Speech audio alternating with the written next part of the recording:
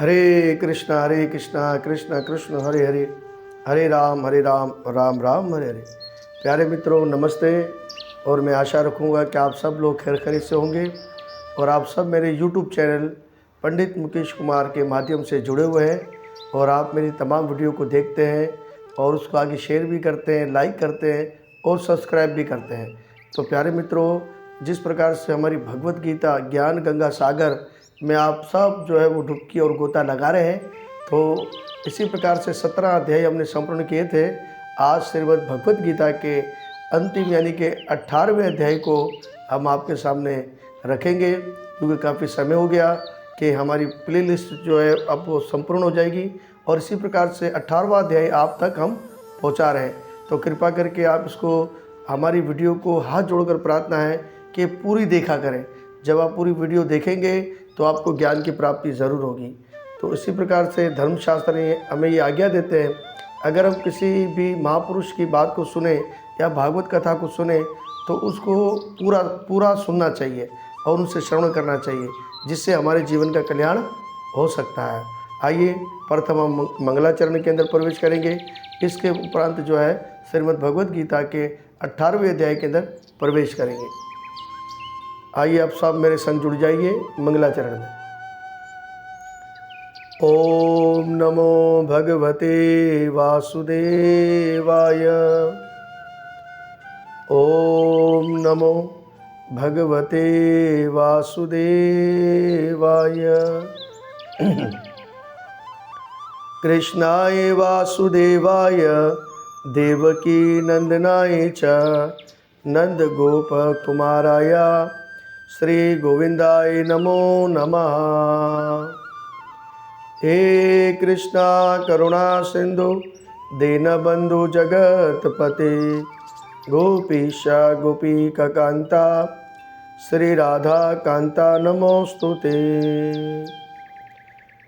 तप्त कंचनम गौरंगे राधे वृंदावनेश्वरी वृषभानुसुत देवी प्रणमामि हरि प्रिया। जया श्री कृष्ण चैतन्य प्रभु नित्यानंद श्री अद्वैता गदाधर शिवसाति गौर भक्त वृंदा।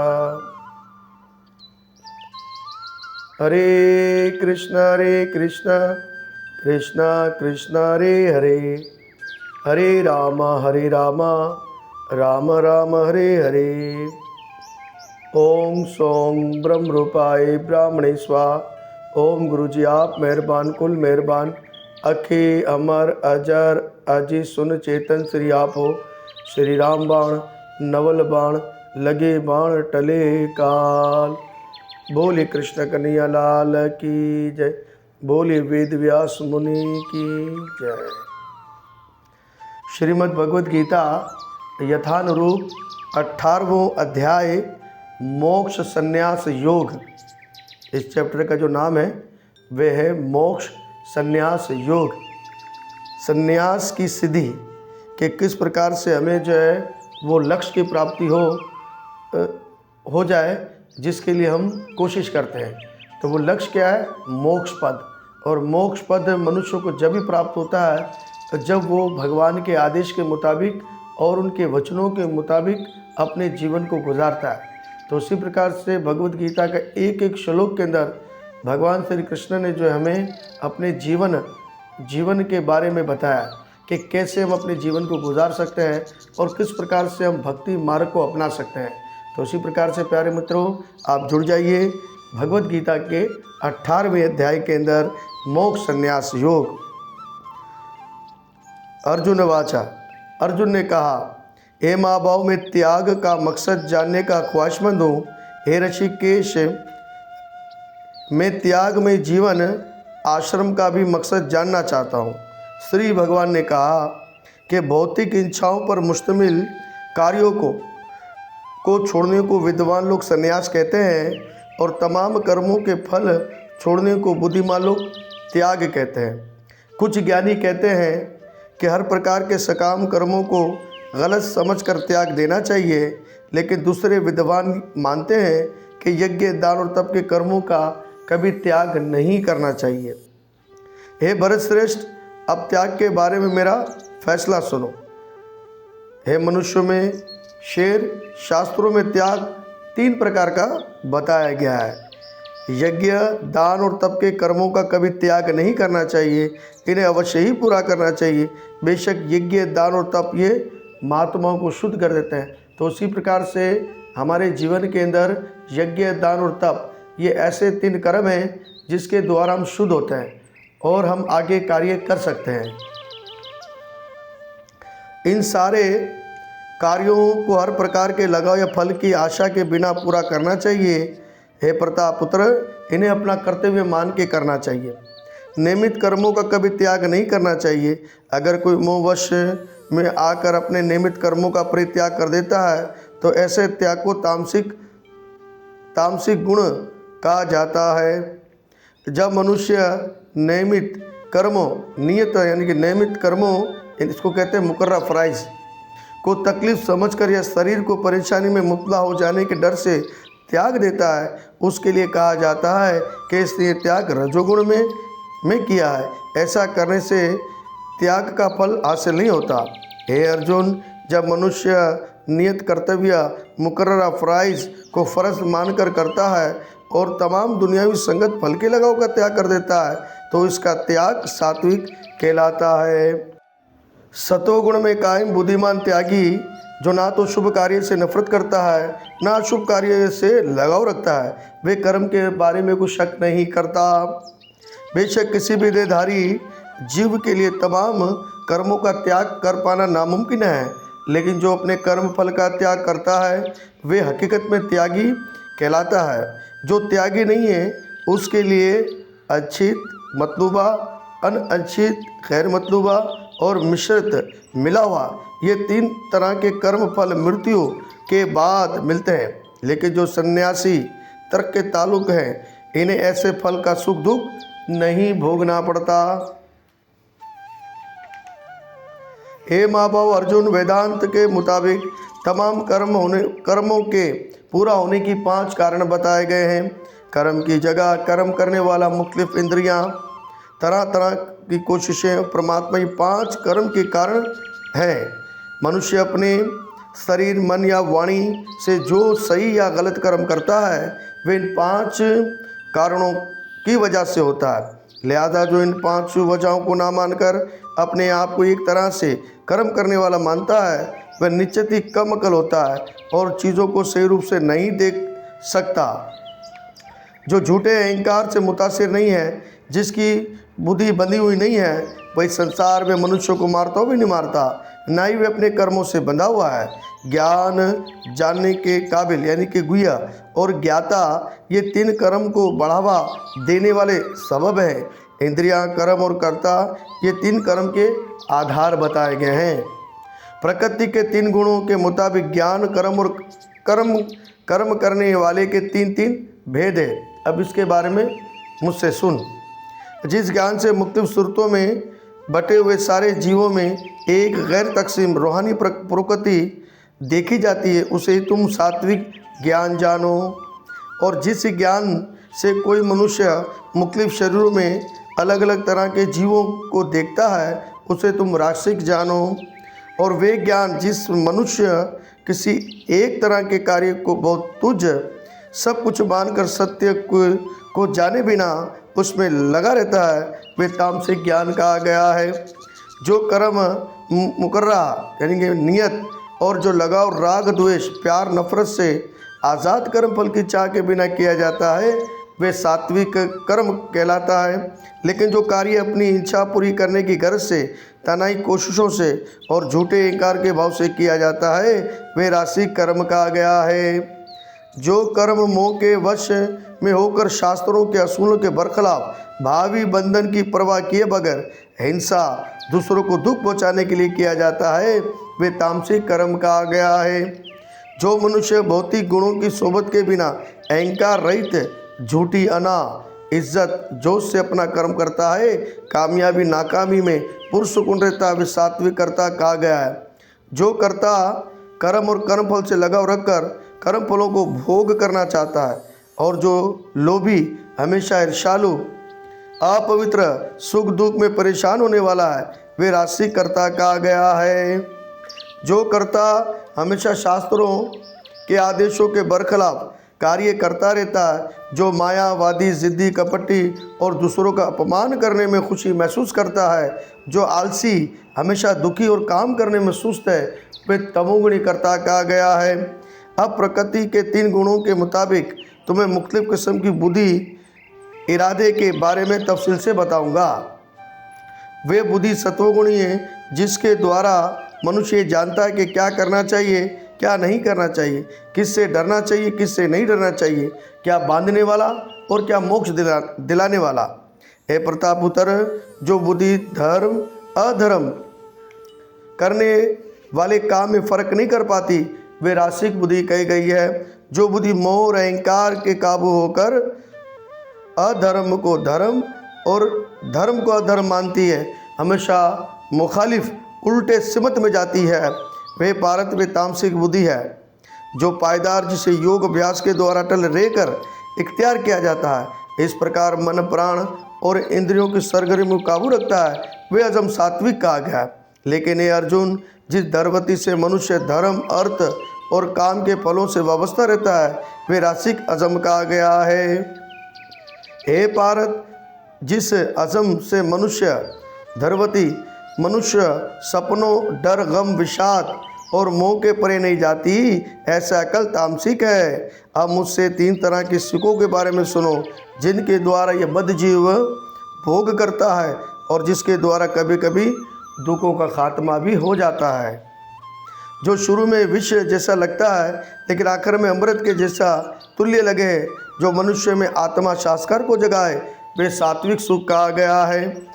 जो सुख इंद्रियों के द्वारा इनके विषयों के संग से उत्पन्न होता है, जो शुरुआत में अमृत की भांति आखिर में विष जैसा लगता है, वे रजोगुणी सुख कहा गया है।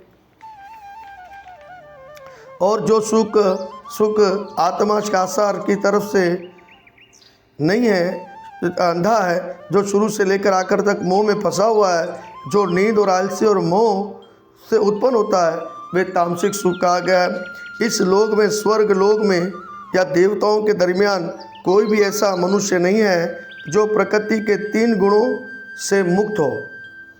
हे परंतु ब्राह्मण, क्षत्रिय, वैश्य और शूद्रों में प्रकृति के गुणों के मुताबिक शुदा उनके अपने स्वभाव के द्वारा तकसीम किए जाते हैं। अब ब्राह्मण का कर्तव्य है शांति को पसंद करना, इंद्रियों को दमन करना, काबू रखना, तपस्या, पवित्रता, बर्दाश्त, ईमानदारी, ज्ञान, विज्ञान, धर्म पर चलना, ये सारे स्वाभाविक गुण ब्राह्मण के बताए गए हैं।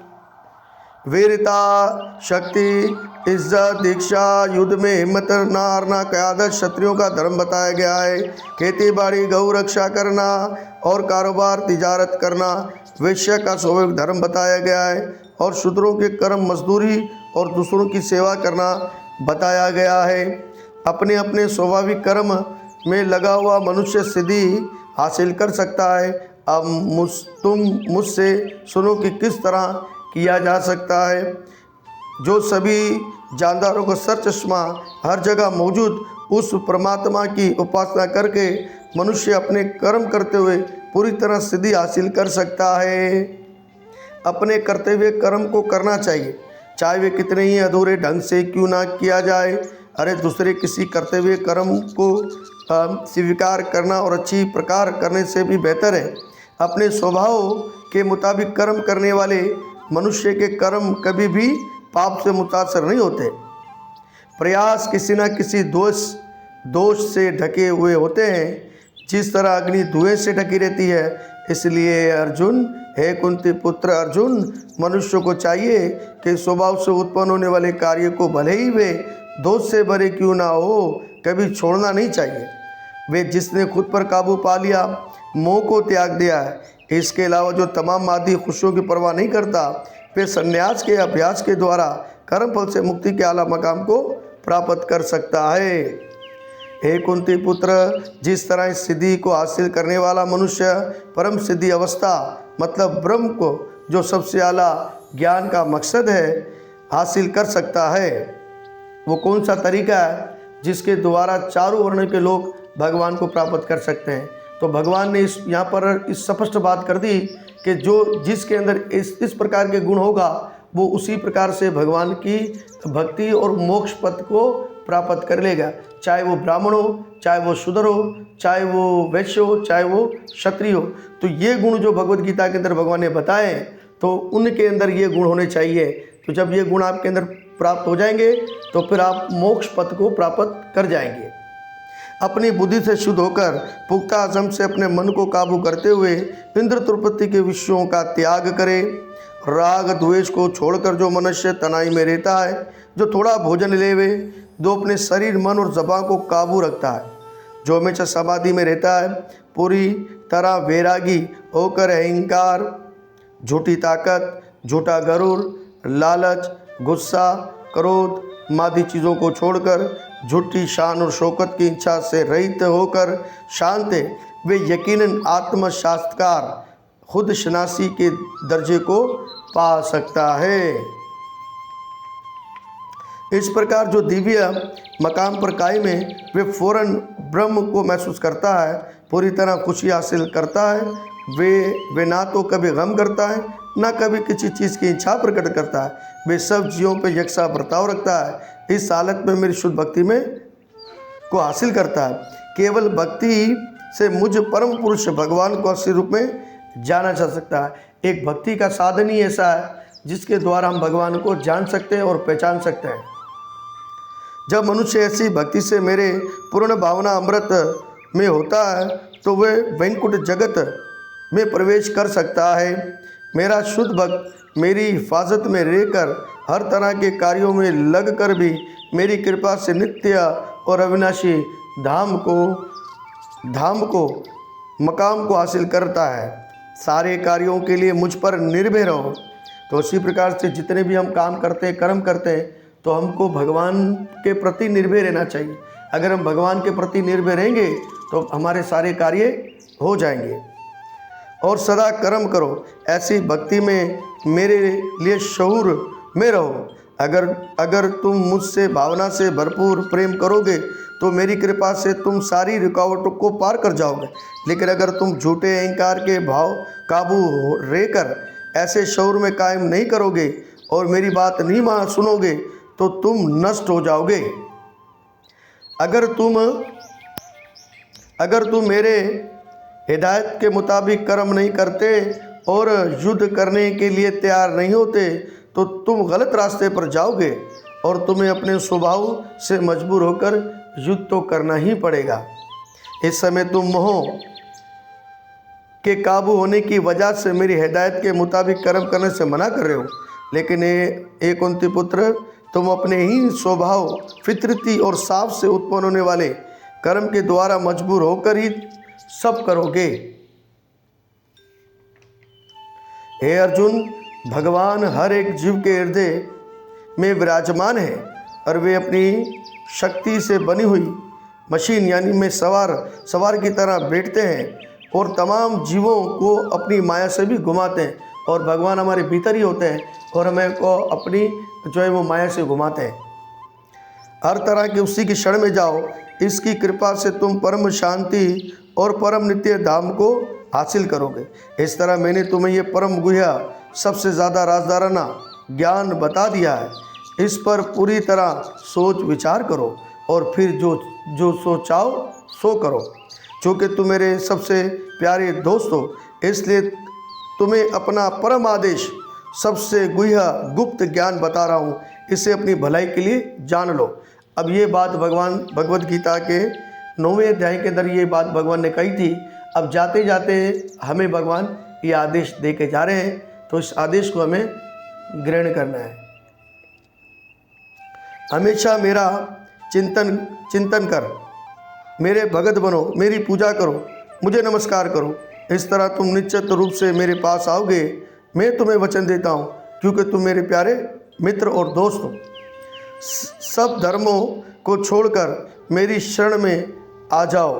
मैं तुम्हें सब पापों से मुक्त करूँगा, डरो मत। ये गुप्त ज्ञान उनको कभी ना बताया जाए जो ना तो तपस्वी हैं, ना भगत है, ना ही रूहानी भक्ति में लगे हुए हैं, और ना ही उससे जो मुझसे हसद करते हैं। अब भगवत गीता की महिमा इस ज्ञान की भगवान बता रहे हैं। जो मनुष्य भक्तों पर यह परम रहस्य को बताता है वे शुद्ध भक्ति को हासिल करेगा, आखिर में मेरे पास वापस आ जाएगा। इस संसार में से बढ़कर दूसरा कोई सेवक ना तो मुझे अधिक प्यारा है और ना ही होगा। और मैं ऐलान करता हूँ कि जो मेरे इस पवित्र मुक़द्दस गुफ्तगू संवाद का अध्ययन मुताला करते हैं वे अपनी बुद्धि से मेरी पूजा करते हैं, और जो श्रद्धा के साथ असत से दूर होकर इसे सुनता है वे सारे पापों से मुक्त हो जाता है, उन शुभ लोगों को हासिल करता है जहाँ पुण्य आत्माएं निवास करती है। बड़ा सुंदर ज्ञान चल रहा है। अब भगवान कहते हैं, हे धनंजय, क्या तुमने इस शास्त्र को मन लगा कर सुना, और क्या अब तुम्हारा अज्ञान और मोह दूर हो गया है? अर्जुन ने कहा। बड़े सुंदर अर्जुन जवाब दे रहे हैं, और ये हम सबका भी जवाब यही होना चाहिए जिस प्रकार से ये जवाब अर्जुन ने दिया। अर्जुन ने कहा, हे कृष्ण, हे अच्युत, अब मेरा मोह लगाव वहम दूर हो गया है। आपकी कृपा से मुझे अपनी सुमरण शक्ति वापस मिल गई है। अब मैं शक शुबहत से आज़ाद और पक्के इरादे से कायम मुस्तकम हूँ, और आपके आदेशों के मुताबिक कर्म करने के लिए तैयार खड़ा हूँ। अब संजय के सारे श्लोक हैं, और भगवत गीता को जाते हुए संजय श्लोक कुछ कहते हैं, तो इससे ध्यानपूर्वक सुनिए। और बड़ी महिमा भगवत गीता की बताइए। अगर कई साल भी अगर भगवत गीता की बात आप तक पहुँचाएँ, लेकिन हमारी बात पूरी नहीं हो सकती, और भगवत गीता की इतनी महिमा है। संजय ने कहा, इस तरह मैंने श्री कृष्ण अर्जुन दोनों महापुरुषों की बातें सुनी, और ये संदेश इतना अद्भुत है कि मेरे शरीर में रोमांच हो रहा है। व्यास देव की कृपा से मैंने ये परम गुह्य बातें बजाय खुद योगेश्वर श्री कृष्ण के मुख से अर्जुन के लिए कही जाती हुई सुनी। हे अर्जुन, जब मैंने श्री कृष्ण और अर्जुन के दरमियान हुई इस हैरत अंगेज और पवित्र बातों को बार बार सुमरण करता हूँ तो मेरे खुशी के मन गदगद हो उठता है। हे अर्जुन, भगवान कृष्ण के अद्भुत रूप का सुमरण करते हुए मुझे बार बार हैरानी और मुसरत खुशी होती है। जहाँ पर योगेश्वर श्री कृष्ण है, जहाँ पर परम धनुषधारी अर्जुन है, वहीं ऐश्वर्य, शान व शौकत, विजय, कामयाबी, अलौकिक शक्ति, गैर मामूली ताकत और नीति, इंसाफ भी निश्चय यकीनी रूप में रहता है या रहती है, ऐसी मेरी राय है। इस तरह श्रीमद् भगवद गीता मोक्ष संन्यास योग नामी 18वां अध्याय समापतम। तो इसी प्रकार से प्यारे मित्रों, आज हमारे पूरे 18 अध्याय और 700 श्लोक यहाँ पर समाप्त हो गए। तो कृपा करके हमने बड़ी मेहनत की है, और ये आसान उर्दू भाषा के अंदर है, तो कृपा करके आप लोग इसको देखें, सुने, श्रवण करें, आगे शेयर करें।